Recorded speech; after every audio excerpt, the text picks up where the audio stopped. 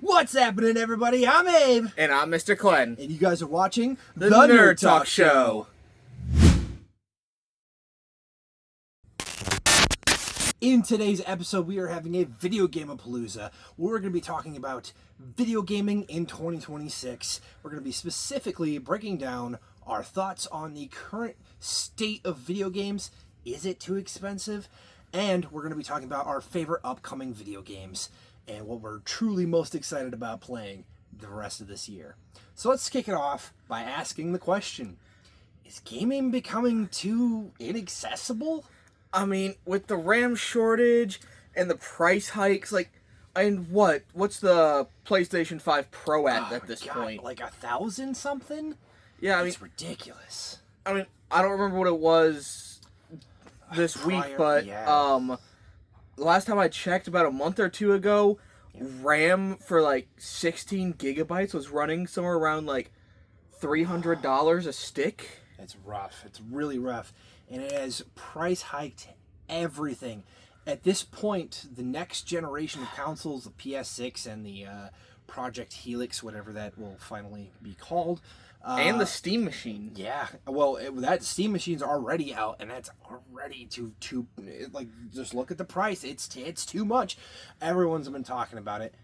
And I don't blame anybody for feeling like it's starting to become too inaccessible, because if you don't have some sort of hardware right now, you're pretty much waiting till a holiday to splurge. Yeah, it's tough. It's very tough. And so, of course, there's the RAM shortage, but that's not the only thing driving pricing upwards. We also have the issue of, look, there's a game we have to talk about because it's the big elephant in the room this year. GTA 6. Now, they literally started off by saying, hey, the base version of this game is $80. I remember thinking it was insane when I went to go pre-order a video game from Blockbuster. Oh God, I just dated the hell out of myself. Hey, I'm only 30. You shut up. But I remember pre-ordering a game from Blockbuster. I know this was before we had a GameStop open. And it was $55. And I thought that was insane for a new video game. And now we're at the point where GTA just upped that ante to $80 from the 70-something we were already at. And everyone is gonna move to that because they've realized that people are willing to buy GTA 6 for that price. Yeah. Why won't they buy every other game? If we're being realistic, nobody else is probably going to pay $80 for the base version of... the only game maybe, but at this point I feel like the hype is dying down for it, is Elder Scrolls 6.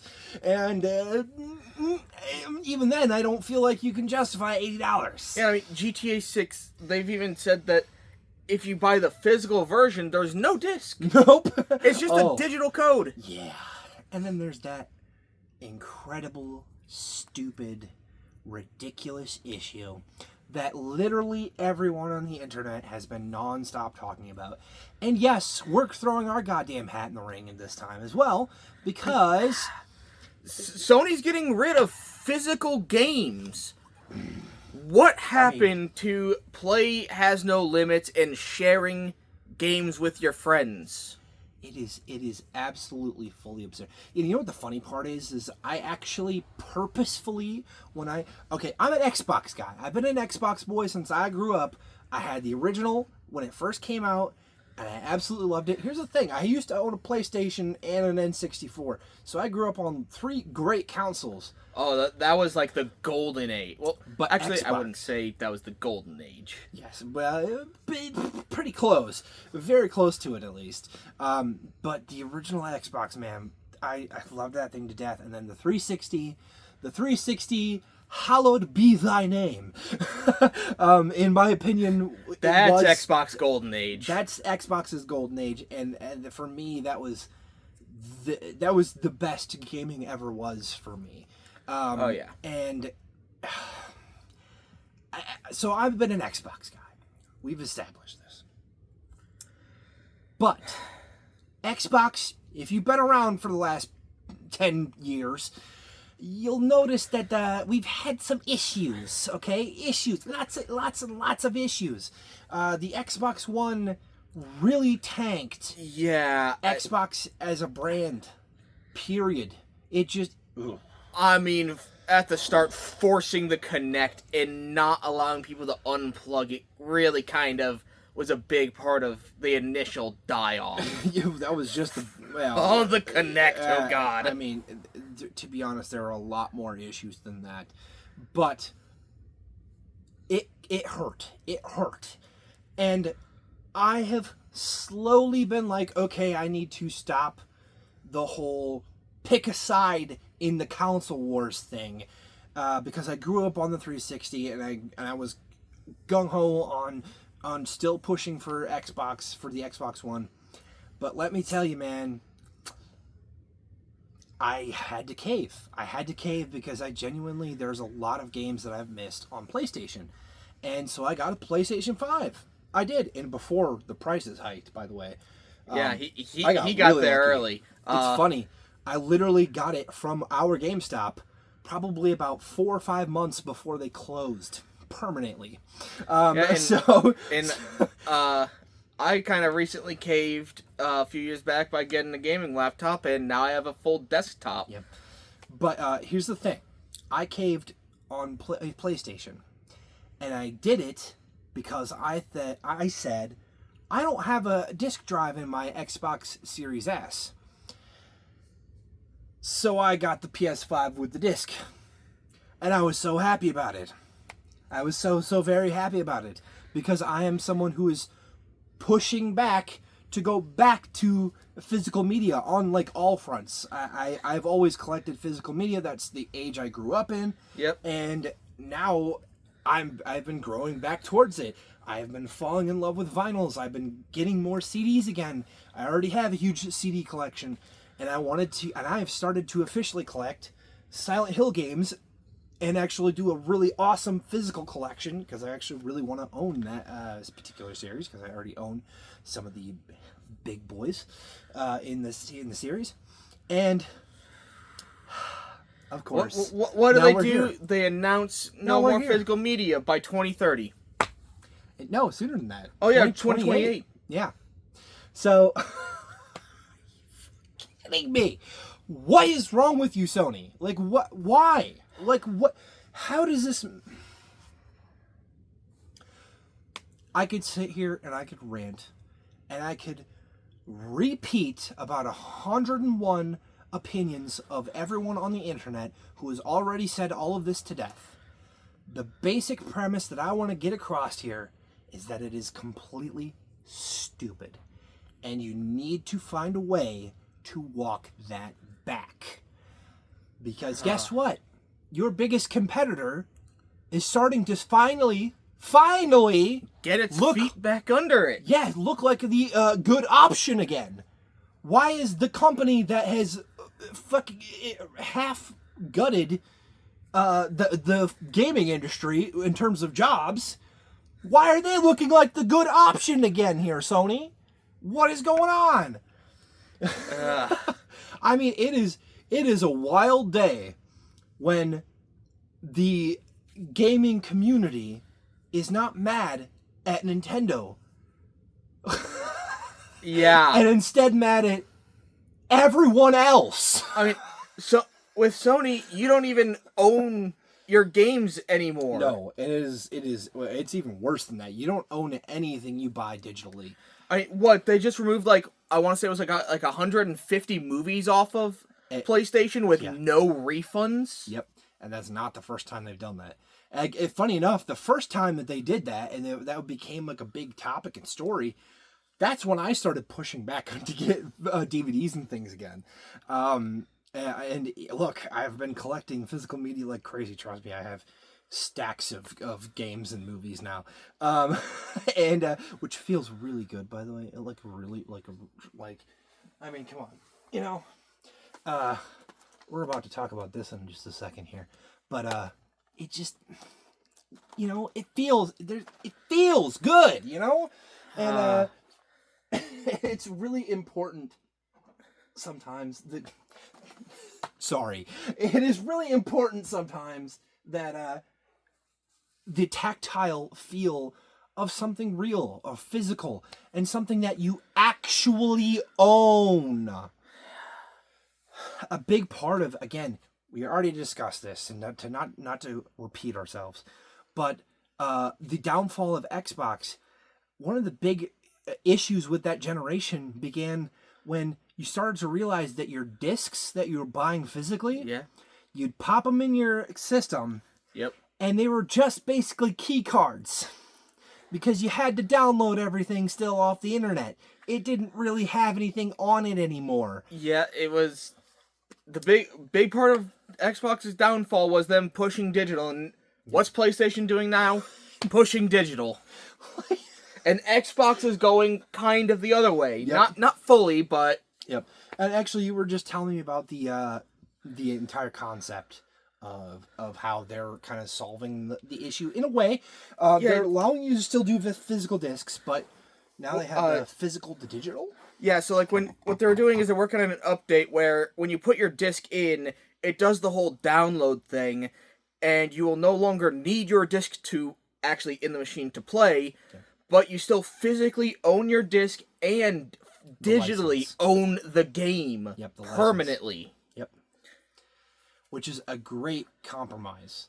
It allows you to do both things. And I think that's a great first step on that direction. I think that's even better for game sharing. Yeah, quite a bit. On the topic of Xbox, we got to talk about what's going on with Xbox. Because there's been a lot of news. Of course, yes, Sony's the highlight right now of the gaming community's ire. But quite a bit's been happening with Xbox. So they, of course, have a new CEO, director, something like that. The head of Xbox, let's just call it that. The head of Xbox has stepped in and completely changing things. However, it has unfortunately had some bad side effects. And it, again, is not her fault in particular. I want to make that clear. Because she's kind of doing damage control. It's almost scorched earth at this point. Yes, it truly is. But we had to do that because of how mishandled Xbox was. And, which we don't need to get into. But on the good side of things, we are going to be getting a lot more focus on things we've actually been asking for. Like... Xbox console exclusives. They're back. The number one requested feature of the past, however long at this point, because we've been bitching about it nonstop. I think you could agree with that. It has just been ridiculous that we haven't had great first-party, huge console exclusive games, because Sony's still doing it, and they doubled down on that recently, by the way, taking their stuff back off of PC gaming. Oh god, that debacle. Literally the day before the announcement of Project Helix. Yep, that's so funny. So clearly, look, we needed to go back to that, but that was only part of the mandate, because now the mandate is saying, hey, those games, we should have very, very specific franchises that we own at the forefront. Like Halo. Gears of War. And very, very, very specifically, something I mentioned earlier. Fallout. Hey. And I will say, I'll preface this, that literally, starting today... Bethesda officially announced major news in the gaming front. Oh, yeah. And a lot of it had to do with Fallout. And I would just like to reiterate what I saw this morning. From Bethesda's official accounts, Fallout 3 and Fallout New Vegas officially are both getting major remake/remasters. Dear Lord, thank you. This might be a bit of a hot take, but personally, to me, especially with saying New Vegas, but I think that 3 in New Vegas were the best Fallout games, hands down. I don't think that's a hot take. I think that's a pretty cold 4, take. 4 was an amazing game. Yes, I genuinely loved 4, but I genuinely think 3 and definitely New Vegas are just better. New Vegas. It's Vegas, baby. Yeah, exactly. And speaking of New Vegas, as you guys have probably heard the rumors, now officially confirmed true, Obsidian is handling a brand spanking new, full-sized spin-off game, just like the original New Vegas. Now we're getting something brand new. We don't really know what it is yet, but it was officially confirmed. And on top of that, Fallout 76 is getting a, I think it's called Raven's Nest or something like that. You'll have to correct me in the comments. Get down there, get in the comments. But it is adding a new expansion that is actually set as a prequel to Fallout 3, which I thought was really interesting. They announced that, as well as a full reaffirmed commitment that Bethesda Game Studios themselves will be doing Fallout 5 right after Elder Scrolls 6, which is currently in deep development, they announced. Yeah, and they said they've been having fun playing the game. So I think we're getting close. I think it's only going to be a year, maybe 2, before we see it. On the note of Bethesda, yes, I heard that with this the massive purge that happened all across Xbox, they went from being like 14 people in the chain of sending the game up every time to now there's only like 4 or 5. Yes. Which I think genuinely that is going to help the game actually get actually made. So that way it's not, it reached the 12th person and nope, it's back at the bottom. Yeah. Again, it may seem cold or ruthless, but yes, a lot of people have lost their jobs, and we need to highlight this because it is a serious issue. And it is not something to be taken lightly. But unfortunately, we had to clean house. And you know what really sucked was the morning that we got the expansion for Doom, ID got gutted. It got gutted. That sucks. But even they said, "Don't worry. We're even though we are now back at the size we were when we did Doom 2016." We are still committed to the next major installment in the franchise, and they are going to be continuing pushing forward. I can't wait to hear what that is. Yeah. I want to know if it's going to be another prequel or if it's going to be a full sequel to Eternal. Either one I'm cool with. Like, yeah. Bring it. I'm eating it all up. But yeah, so there is some silver lining to Xbox is doing some serious restructuring at this point, and hopefully that continues. Hopefully those silver linings become beautiful new games that hopefully don't cost $80. Don't do that, and please put it on physical. Anyway, that's the end of our first section. So let's talk about the games we're excited about for the rest of this year. Of course, we got one coming up real soon. Halo campaign Evolved. I'm so very excited for this. I know it has been on the internet. Some good, some and a lot of bitching. Sorry, I said it. Where's theater mode? Yeah. I'm sorry, that's a joke. No, Machinima mode. They just announced that Machinima mode. Yeah, that so cool. Looks awesome. Genuinely, like that makes me want to go back and do some hilarious RVV style skits. Yes, that'd be so fun. Come on, guys, come on. And honestly, hopefully, there's a lot of great features that I think they genuinely added to boast the campaign experience. Yes, it is very specifically campaign Evolved. It is not Combat Evolved Remake. Co-op. It's not co-op evolved. It's campaign evolved. Although yes, they did bring co-op. back. They brought back couch co-op. They did, and like good because it should be there.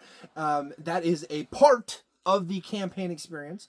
But modes and anything gameplay wise outside of that, not gonna be there. Not what they advertised. So stop asking about. Okay, anyway, enough of the crash notes. But seriously, on a serious note, I am genuinely excited to play this. I think I have some friends and people who have friends and family who have never actually played the original Halo, and I can't.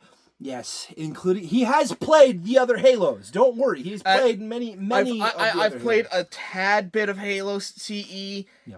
And a little bit of Halo 2, but I've never gone more than like a mission or two into either. Don't worry, I will rectify this mistake. I have played every other Halo. I never finished Halo Infinite, but every other Halo I finished. Including several other people who will be joining us for his first ever playthrough and their first ever playthroughs. And I get to be the shepherd.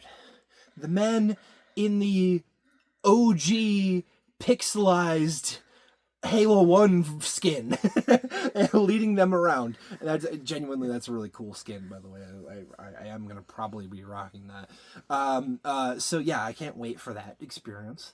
I think that's literally right around the corner. And then there's one I know you in particular are super excited about. I am as well, but Gears of War E-Day, a return to form. Thank God. I mean, beautiful. Gears of War 4 was an okay game. Yeah. Campaign was okay. Multiplayer was okay. Gears of War 5, they kind of ruined it there. But we're back to form. We've got the core duo, Dominic Santiago and Marcus Phoenix, 10 days after E-Day. Those are my boys. Genuinely, it is so cool. Actually, there's from the gameplay, it looks like it's not even 10 days after. It's literally in the middle of it, which looks really, really, really cool. I don't think I've actually shown him the gameplay, so yeah, I haven't seen the gameplay yet, but, which is okay because if you can avoid it, just to be surprised by everything is so cool. But for anyone wondering, because I have seen people asking about this online, is this before or after Marcus gets put in prison? This is definitely before. It's like a year or two before that actually happens. I'm actually curious, and if the story is going to end up leading to that. Yeah, I'm very curious, very curious.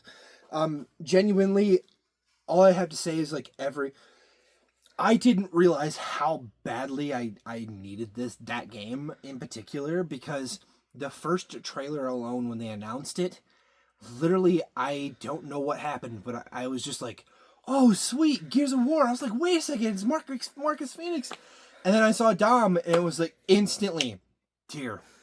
Instantly, and I was like, "Where the fuck did that just come from?" I didn't even realize it was. I could get emotional over this. So that was genuinely, just the best that they announced this, and I'm so excited for it. That is definitely going to be my pick for Game of the Year. Unfortunately, we all know what game that's actually gonna be. Yeah, well. To preface this, we haven't played Gears of War yet, so you can't just pick it as your game of the year unless it's actually really good.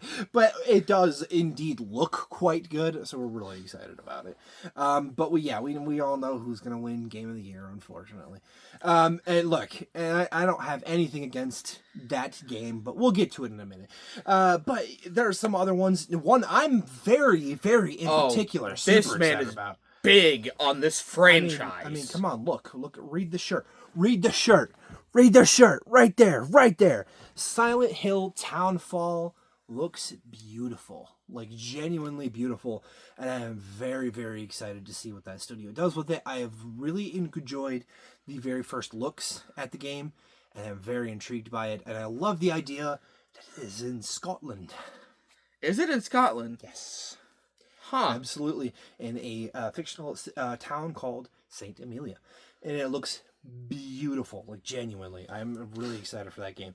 And of course, there's also coming out a huge, and I mean absolutely huge, recently announced remake of Ocarina of Time, The Legend of Zelda Ocarina of Time. I grew up on this game. I cannot wait. I am literally going to do everything in my power to get a Switch 2. I'm still stuck on Switch 1. Yeah, I know.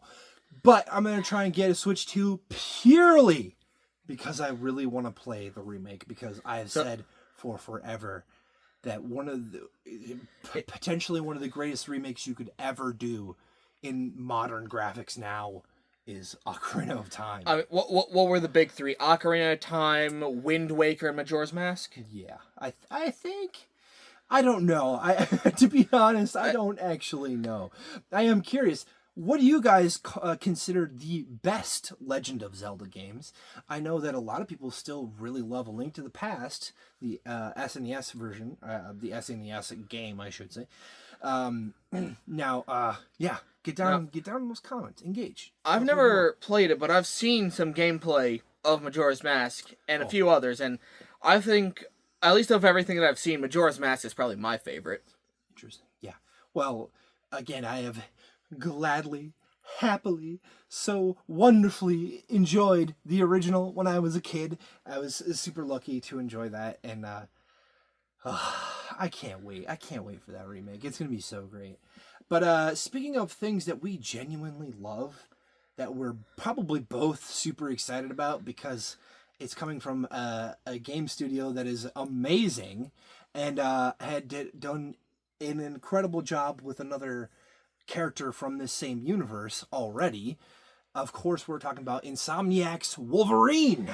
Now, unfortunately, he's the only one with a PlayStation, which means he's the only one of us right now that's going to be able to play that when it comes out. Sorry. So all of my information is going to come from him and playthroughs. But genuinely, I am beyond stoked for that game. If you've seen the gameplay so far, I think you get what I'm talking about. I can't wait to see what other characters are in the game. They've already shown Jean Grey. They've already shown Mystique, Omega Red, Sabretooth. Injected in my veins. More X-Men! More! Genuinely, and by the way, I'm on a super high right now because so far, X-Men 97 Season 2 has been incredible, and we're going to get into that in a future episode. Don't you worry. We're going to be doing a full review of when that season finishes, so stay tuned for that. First, I need to get caught up on Season 1. Yes. He's still in the middle of Season 1, but don't worry. We're getting caught up by that. Beginning of Season 1. And our next big one. Now, this is another big franchise. I actually don't know much about this one. So, Star Wars Galactic Racer. It's a new pod racing game made by the people who did Burnout. It is pod racing. Yeah, well, it's a little bit more than just pod racing. It is all the kinds of different racing ships that you can use within the Star Wars universe, so I'm super excited about it. And it's got like an actual like story mode to it, which looks really cool. And again, it's made by the people who made Burnout. If you've ever played a Burnout game in your life, you know that shit is fun. So I am genuinely excited about that because I love Star Wars and I love Burnout. So that's a pretty good marriage right there. So that's another one we're pretty excited about. Yep. And then the last game we got to talk about is... The elephant in the room. The one we talked about earlier in the video. The one that started a controversy. GTA 6. And we all know that's going to win Game of the Year, don't we? Unfortunately. Yeah. Like, the fact that literally when that game comes out, there's at least like a 3 or 4 month period before anything else comes out. And literally every other major game comes out in September, October. Yeah, and everything. And I mean, not even to mention, the game had a $2 million budget, and on day one of pre-orders, they made $3 million. They made $1 million profit on day one of pre-orders. So yeah, it's a huge game. And look, I have never been the biggest fan of the GTA games. I am much more partial to stuff like Red Dead. I always found that those games a little bit more interesting, or stuff like Bully was really cool. Bully was probably one of my favorites. But Grand Theft Auto, there is some stuff in Grand Theft Auto that I genuinely thought was just a lot of fun. I've had some fun in those games before, but particularly, like, I've never, ever, ever spent any time on any of the story modes, which, by the way, that's what this is. It's not the online portion of the game. The online portion of the game probably doesn't come out till next year. And then, this isn't even something we talked about earlier. What did people get if they got the deluxe edition pre-ordered? Oh, I don't know. Like a bunch of basically pay-to-win stuff, like expansions to the game and the game content. Not just like a handful of skins. No. They added like literal like full vehicles, locations, and blah blah blah and such. But they also gave you a membership subscription to GTA Plus 1 month to GTA Plus. You know, that sounds something awfully like paid online. So if you're on console, if this is true, if this is paid online, that means if you're on console, you not only pay for your Xbox or PlayStation subscription, but also your GTA subscription, which is probably going to run $15 to $20 minimum. Well, no, probably closer to 10. Well, at least I would hope so. It'd be like a 10. With them raising the price of the game to $80, it wouldn't surprise me. I mean, they probably could charge you $30 a month, and people would still play it, I think. But yeah, so I don't know. There's a certain level of hype and absurdity of business tactics. At a certain point, when does the hype not become worth it?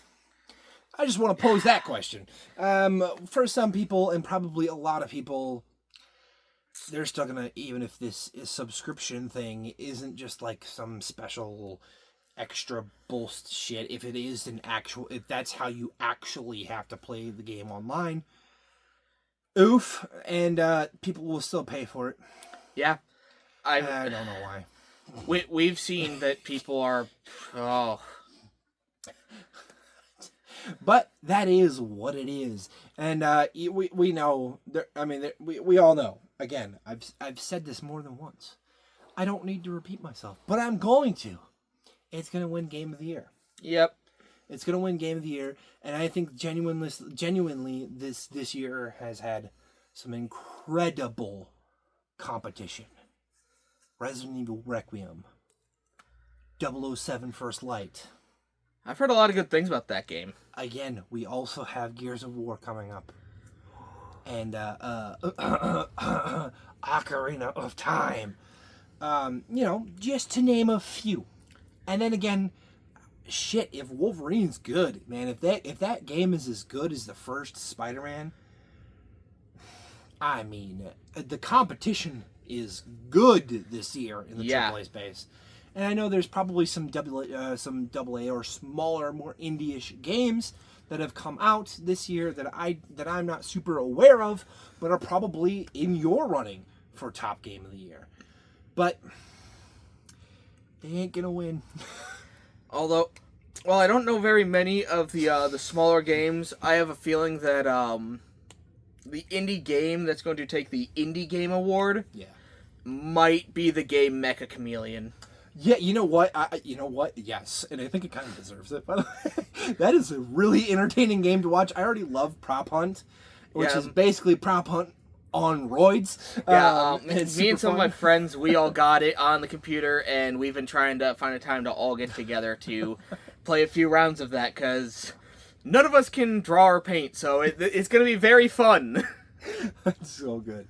But yeah, it's generated some hilarious videos that I've been able to watch and enjoy. So yeah, I definitely see that probably would win in the indie department. But hey, we're going to be covering the Game Awards when that happens. So stay tuned for that because we will be talking about it. We will be talking about anything that winds up getting announced as well. We're going to do probably even coverage of that same event, just like we are next weekend during our epic San Diego Comic-Con Hall H review, panel live stream review. We're going to be talking about everything that comes out of there from Marvel, as well as talking about any of the other news that has already come out at that point from the big San Diego Comic-Con weekend. So guys, tune in for that live Saturday, July 25th, I believe. Yep. We'll probably put out a short little video just to give a more concrete time and date. So stay looking out for that as well. Hey, we also been putting out shorts, guys. So please check those out. We're going to be doing more shorts per episode, as well as talking about some new segments. Really quickly, we wanted to float some awesome things to you guys to see how you feel about it. We wanted to start including in each episode, since we're doing it weekly, sort of recap of news from that's come out across the weekend, whether it's like casting announcements or trailers or anything that's happening in pop culture through video games, movies, and TV shows. Anything that we would normally cover, instead of doing just the full big one singular topic, we're going to have the one big singular topic, and then tacked on to each episode, we'll have a special segment that recaps the events from the week. So let us know, is that something you guys would be interested in seeing in the Nerd Talk show or not? And also, get down, comment, get in the comments, guys. We want to hear from you. We love to engage with you guys. So get in those comments, talk about anything we've talked about in this show. Get down there, share your thoughts, your feelings, anything you want to talk about, and we'll be there to join you. Please also like, subscribe, and hit that noti bell. And we will see you guys in the next episode of The Nerd Talk Show.